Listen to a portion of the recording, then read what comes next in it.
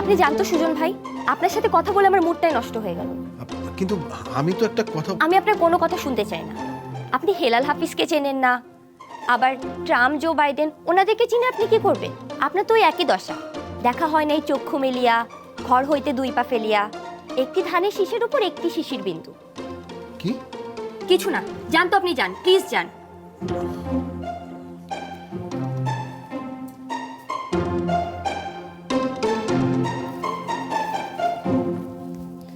আমারে দেব না ভুলিতে।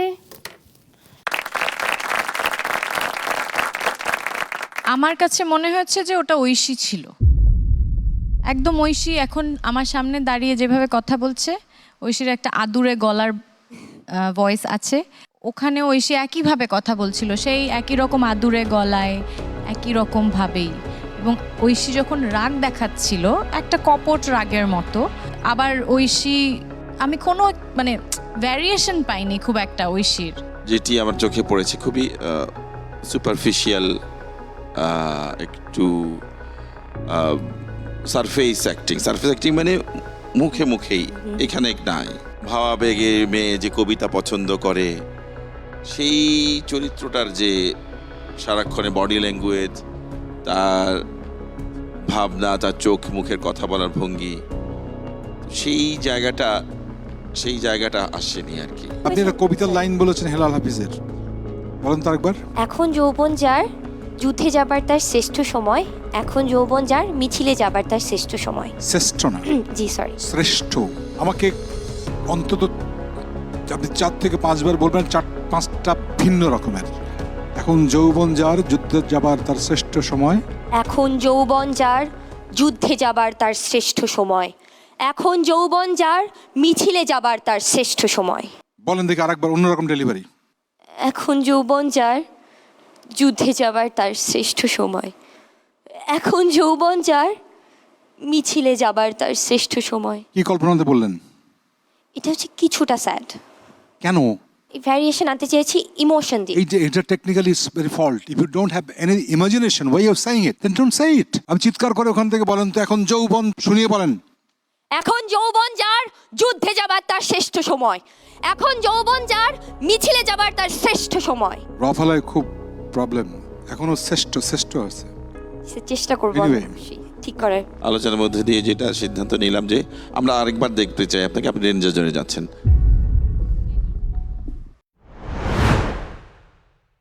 দর্শক, ডেকে নিচ্ছি আমাদের পরবর্তী প্রতিযোগীকে।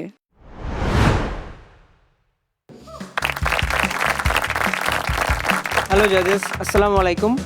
আমার নাম অন্তু চক্রবর্তী, আমার হোম টাউন ময়মনসিংহ। আমি আমার গ্র্যাজুয়েশন কমপ্লিট করেছি ড্যাফোডিল ইন্টারন্যাশনাল ইউনিভার্সিটি থেকে। এখন ঢাকায় থাকছি। রিসেন্টলি আমি আমার ইন্টার্ন শেষ করেছি।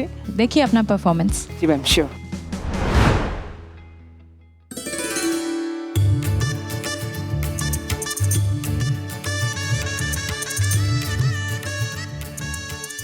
আর লজ্জা পাইতে হবো না তো বউ, ঘুমটাটা উঠাও। আমি উঠাইতেছি, সৌরভের কিছু নাই। তুমি তো আমার পাট। সারা, তুমি? তোমারে না আমি? চাইলে তো আর তুমি আমাকে সরিয়ে দিতে পারবে না সুজন। কিন্তু তুমি এখানে কেমনে? কেমনে কি? আমার আসল পাখি কই? আমার নওরিন, সে কই? তারই তো আমি কবুল কইছি। 3 কবুল। তাকে জায়গা মতো পাঠিয়ে দিয়েছি। মানে কি করছো তুমি নওরিনের সাথে? আল্লাহ খোদা, ভয় তোমার কলিজা শুকায় যাইতেছে। কি করছো তুমি নওরিন রে? খুন করেছি সুজন, খুন। তাকে খুন করে আমি এইখানে এইভাবে খাপটি মেরে কেন বসে আছি জানো? কেন? কি উদ্দেশ্য বিদেয় তোমার? কি তোমার স্বাদ ইচ্ছা অভিলাষ? দেখো যারা, রমনা থানার ওসি সাহেব কিন্তু আমার বাবার ভাগ্নের বড় বোনের ছোট দুলাভাই। তোমার যেইখানেই যে থাকুক, তোমার কিন্তু রক্ষা নেই। রক্ষা করো মা জননী, রক্ষা করো। তোমার সেদিন অপমান করে অনেক ভুল করছি। এটা ছিল আমার বিগ মিস্টেক। আমি তোমার কোনো দিন অপমান করব। অপমান তো দূরের কথা, আমি কোনোদিন তোমার সামনেই আসবো না। নরিন আপা, এবার ভিতরে আসো তো, দেখে যাও এরকম তোমার জামাইয়ের মতো একজন ভীতু মানুষ একটাও দেখি নাই। হ্যাঁ তুমি কিছু করো নাই নওরিন রে? না, তোমার সাথে একটু প্র্যাঙ্ক করছিলাম।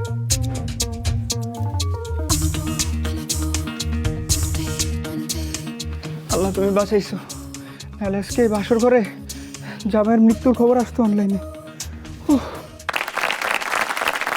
কেমন লেগেছে পারফরমেন্স? ম্যাম অনেস্টলি বলতে গেলে প্রতিটা জায়গাতে আসলে আমার বেটার করার আরও অপশন ছিল। এক্সপ্রেশন, ফ্লেক্সিবিলিটি, আমার ফেশিয়াল এক্সপ্রেশন আরও বেশি মানে ফ্লেক্সিবল হয়ে কাজ এই সিনটা stable কি হয়ে একটা কাজ কমেডি সিন ছিল? জি ম্যাম। পুরোটাই কমেডি। তো অন্তু যখন অবাক হওয়ার কথা ছিল, মেয়েটা যেহেতু এটা ওর বউ না, তাই তো ওরকম একটা সিচুয়েশন, জি ম্যাম। তখন অন্তু অবাক হয়নি, মানে দেখে তো অবাক মনেই হয়নি। আর এই পুরো